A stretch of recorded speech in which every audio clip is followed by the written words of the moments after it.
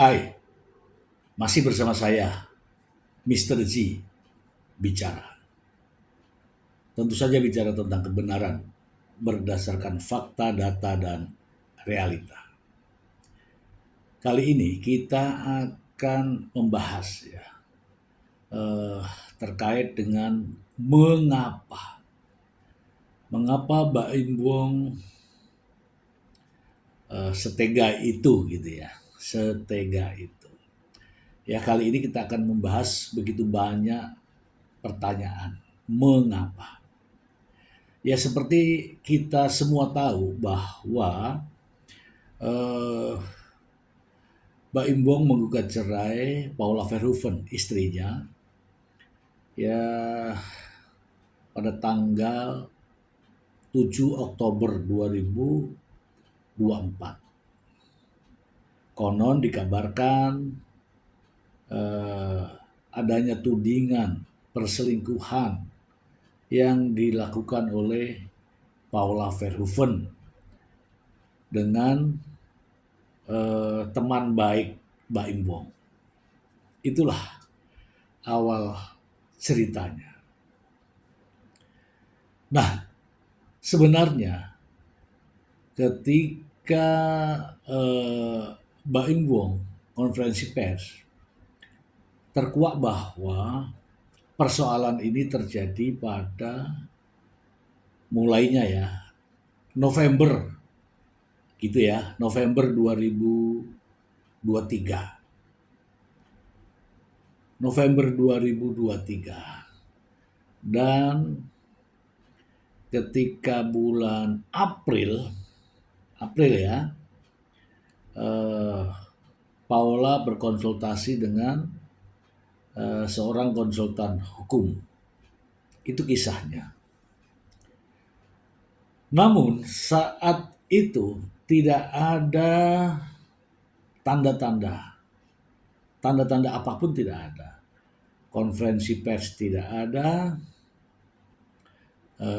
wartawan juga tidak memberitakan ya tentang adanya eh, polemik dalam rumah tangga Mbak Imbong.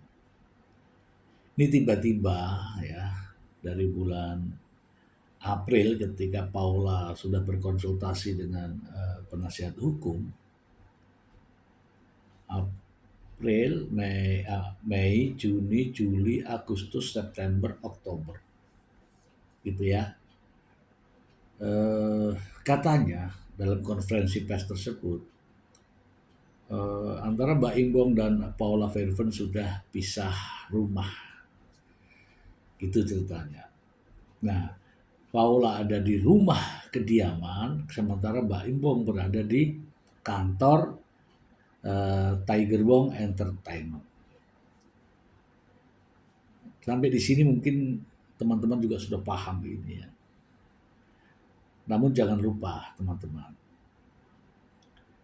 berawal dari konferensi pers inilah menjadi tanda tanya.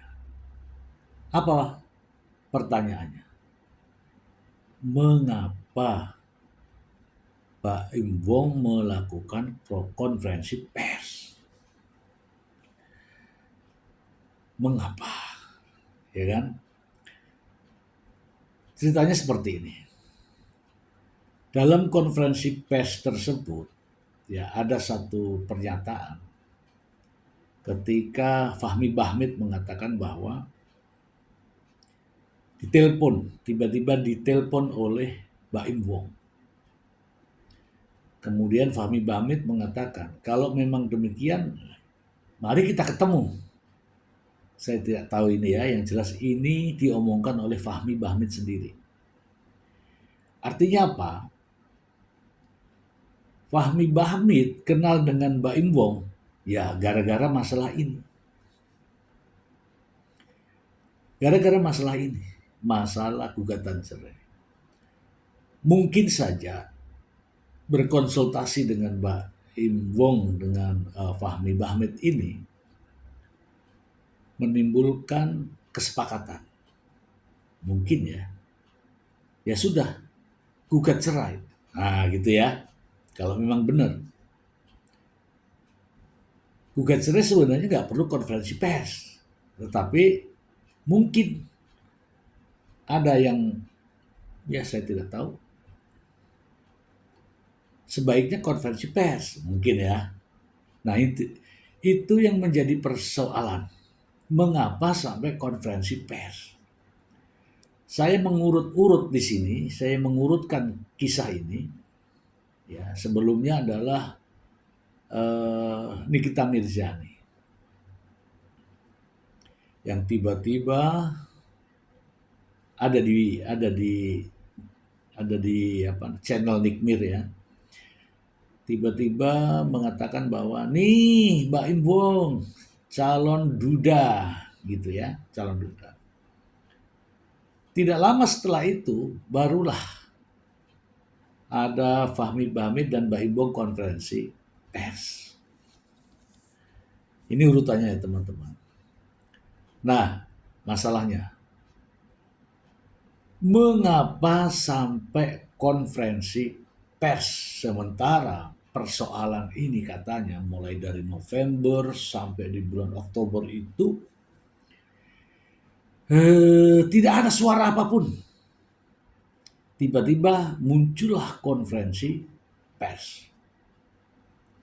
Ya, konferensi persnya sangat ya, banyak ya yang diungkapkan oleh Mbak Imbo.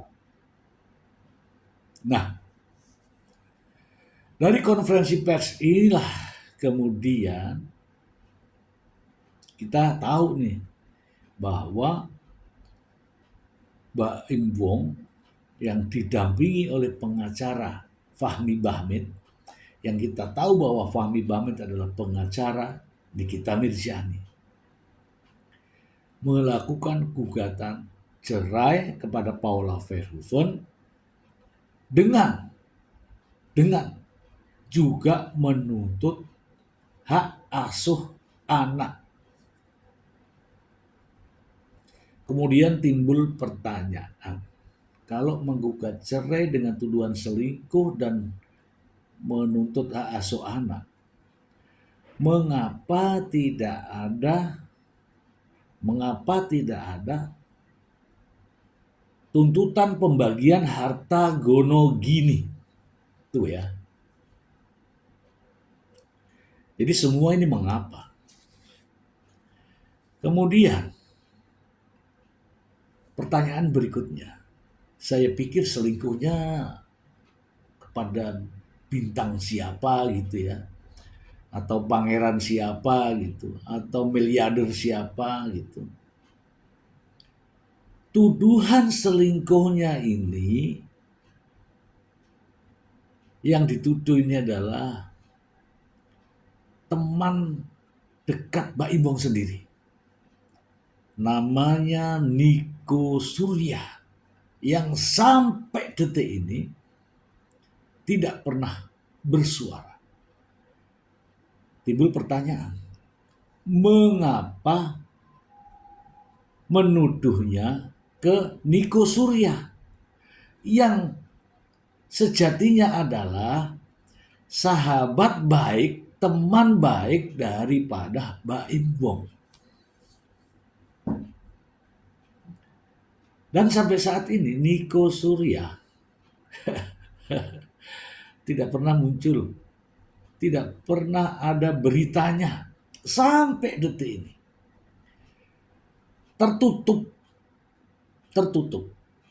Tertutup dengan pernyataan Fahmi Bahmid yang terus melakukan tanda kutip ya serangan yang merendahkan Paula Verhoeven. Fahmi Bahmid selalu mengungkapkan ya merendahkan Paula Verhoeven, sehingga Niko Surya ini, nama ini tenggelam entah kemana. Pertanyaan berikutnya,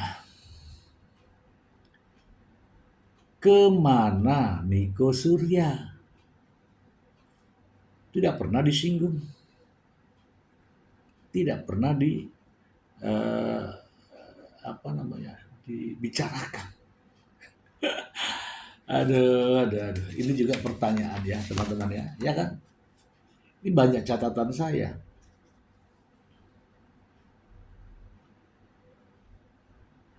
Lalu Mbak Ingbong jarang konferensi pers. Mengapa? Mengapa lagi nih teman-teman? Mengapa justru Fahmi Bahmid lah yang banyak konferensi pers? Iya kan? Konferensi pers di mana-mana. Bahkan ada di stasiun televisi. Ya, di berbagai acara. Mengapa bukan Mbak Ingbong? Lagi-lagi, mengapa? Kemudian, dari perjalanan selama ini, dari konferensi pers yang dilakukan oleh Fahmi Bahmid, mengapa Mbak Ingbong membiarkan istrinya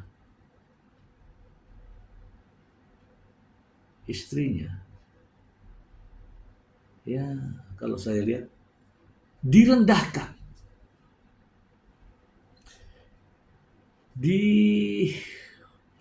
ya dalam tanda kutip dimatiin. Ini mulai dari begitu ada konferensi pers terkait gugatan cerai, terus sampai proses persidangan masih terus direndahkan. Bahkan tidak ada perlindungan sedikit pun dari dari Mbak Ingbong terhadap Paula Verhoeven. Tidak ada. Tidak ada niat Mbak Ingbong untuk melindungi Paula Verhoeven. Ya kita tahu ya, seperti biasa di mana-mana ya, sudah adat lah. Ketika menjadi seorang suami, tentu saja menjadi pelindung istrinya. Atau ketika kita menjadi seorang pria, pastilah bagaimana cara kita melindungi wanita. Atau setidak-tidaknya bagaimana seorang ayah melindungi ibu dari anak-anaknya. Tetapi anehnya,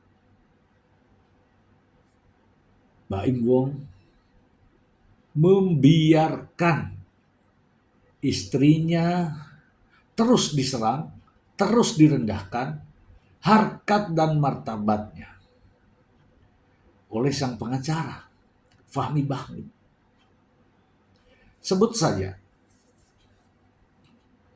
satu kalimat, pagar makan tanaman. Tanamannya Paula Verhoeven. Oke. Kemudian satu kalimat, terjadi sesuatu. Yang dimaksud di sini adalah Paula Verhoeven, istri dari Mbak Ingbong.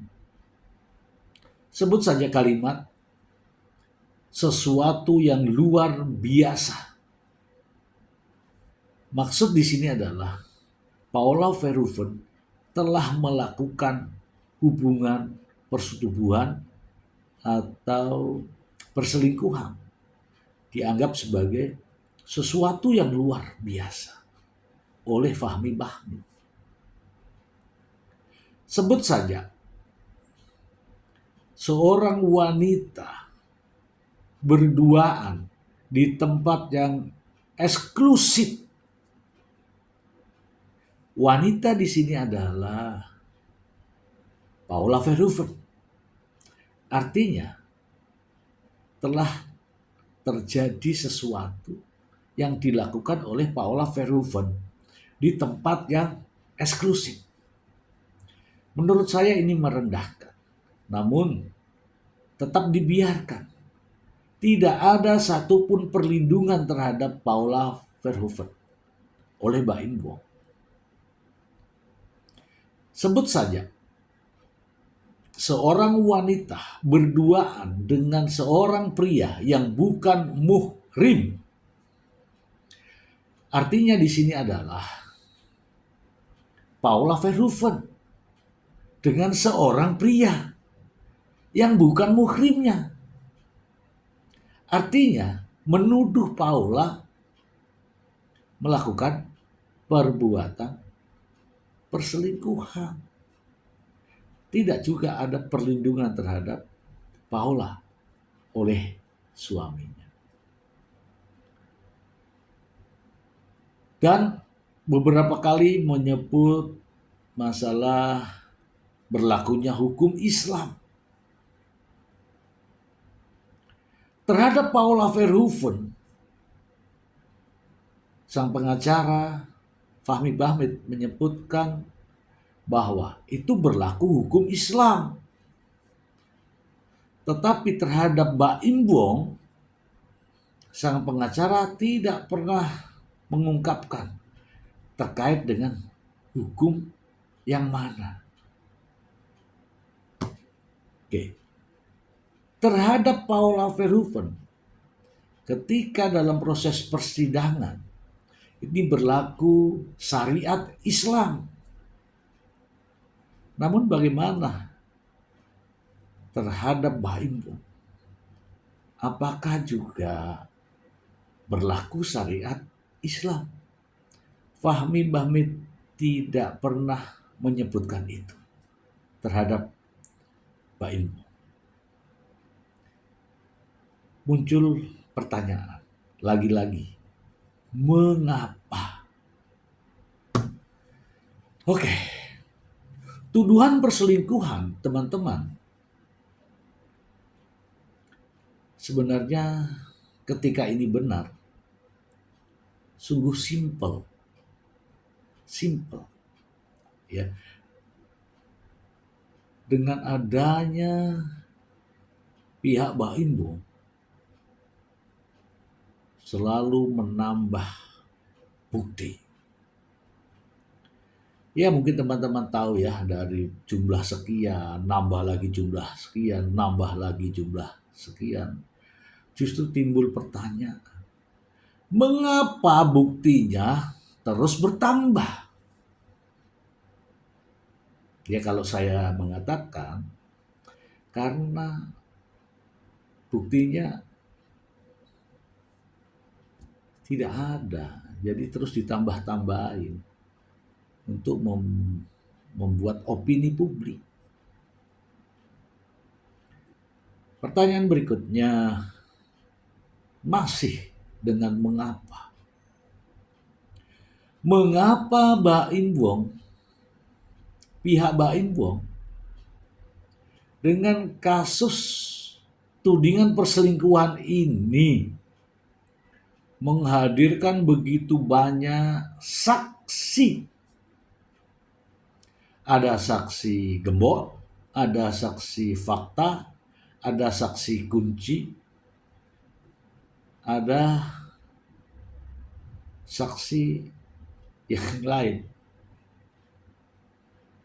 Namun, lagi-lagi, begitu banyak saksi, namun tidak memiliki kesaksian dengan relevansi dari persoalan ini. Silahkan disebutkan yang mana saksinya yang terkait dengan perselingkuhan. Tidak ada. Kemudian ini adalah kasus gugatan cerai yang berawal dari tuduhan adanya perselingkuhan. Timbul pertanyaan, mengapa mengajukan ahli yang tidak terkait dengan perselingkuhan? Justru mengajukan ahli tentang psikologi anak. Ada apa? Dan mengapa dalil perselingkuhan yang ketika itu bisa dibuktikan, maka secara otomatis hak asuh anak hakim akan memberikan kepada Mbak Ibu. Tiba-tiba muncul isu terkait dengan adanya trauma anak terhadap ibunya. Artinya apa? Artinya ini adalah merendahkan, melecehkan harkat martabat Paula Verhoeven sebagai seorang ibu. Mengapa ini dibiarkan? Kemudian, ketika sang pengacara memahami adanya kompilasi hukum Islam di mana anak-anak usia di bawah 12 tahun dalam hukum Islam itu pasal 105 menyatakan bahwa anak di bawah 12 tahun hak asuhnya diberikan kepada ibunya. Dan saya yakin sang pengacara tahu betul ini. Namun sang pengacara justru mengucapkan kalimat. Untuk zaman sekarang ini atau di era modern atau perkembangan hukum, anak-anak yang di bawah usia 12 tahun bisa memilih kepada siapa dia mau diasuh. Nyamannya kepada siapa? Kalau nyaman kepada Mbak Inwong, ya artinya diberikan kepada ayahnya. Mengapa itu diungkapkan di berbagai media? Sementara dasarnya adalah kompilasi hukum Islam yang mengatakan bahwa anak usia di bawah 12 tahun, jelas itu tertulis akan diberikan kepada ibunya.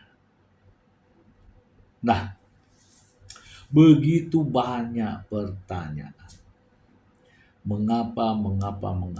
Dan satu kesimpulan, bahwa ada keinginan Mbak Imbong yang teramat sangat, yaitu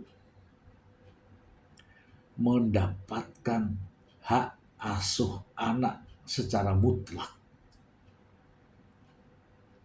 terhadap dua putranya ini. Dan tidak membiarkan dengan segala cara, tidak membiarkan Paula Verhoeven mendapatkan hak asuh anak. Dengan menuduh selingkuh dan menuduh trauma anak kepada ibunya, jelas Mbak Imbong ingin pertama adalah menguasai anak dengan berlindung pada hak asuh. Yang kedua, seperti di depan tadi kita sebutkan bahwa tidak adanya pembicaraan terkait dengan pembagian harta gono gini. Ini mutlak. Baim Wong tidak menginginkan Paula Verhoeven mendapatkan pembagian atas harta gono gini. Ini adalah analisa saya.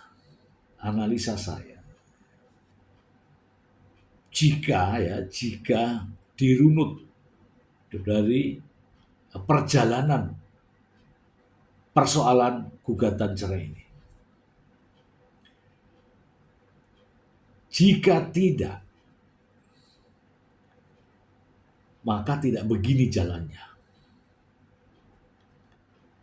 Entah dari mana ide-ide ini muncul, sementara jauh sebelum persoalan ini tidak pernah terbayangkan sedikit pun terkait dengan gugatan cerai, tuduhan perselingkuhan, konferensi pers, dan trauma anak. Ini teman-teman, mungkin saya menjabarkannya, mungkin tidak terlalu berurutan, namun rangkaian daripada peristiwa-peristiwa ini adalah seperti yang sudah diceritakan oleh Fahmi Bahmid sendiri sebagai pengacara Baim Wong, yang sebelumnya kita tahu bahwa Fahmi Bahmid adalah pengacara tetap Nikita Mirjani di berbagai persoalan, di berbagai permasalahan hukum.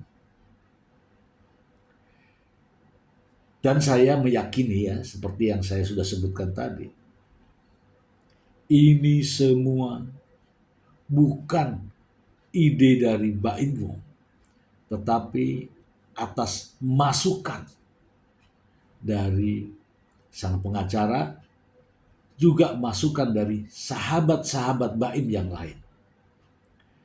Karena sebelum bertemu dengan Fahmi Bahmid ini, Baim Wong sudah banyak menceritakan kepada sahabat-sahabat Baim Wong.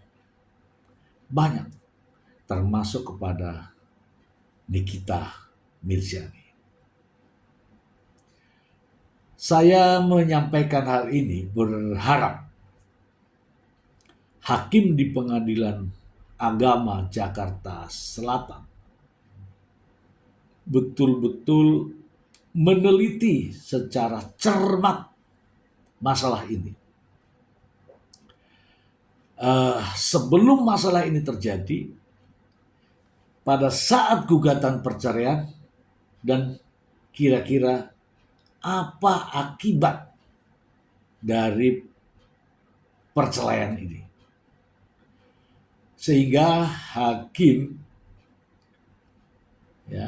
majelis hakim di Pengadilan Agama Jakarta Selatan, dengan kecermatannya, dengan keyakinannya, akan mengambil keputusan yang tepat sebagaimana yang berlaku, yaitu berdasarkan kompilasi hukum Islam pada pasal 105 yang di sana jelas berbunyi bahwa akibat perceraian terhadap anak yang masih di bawah usia 12 tahun atau belum mumazid, hak asuh anak diberikan kepada ibunya. Semoga berkenan, bermanfaat untuk Anda, untuk kita semua. Terima kasih. Baik.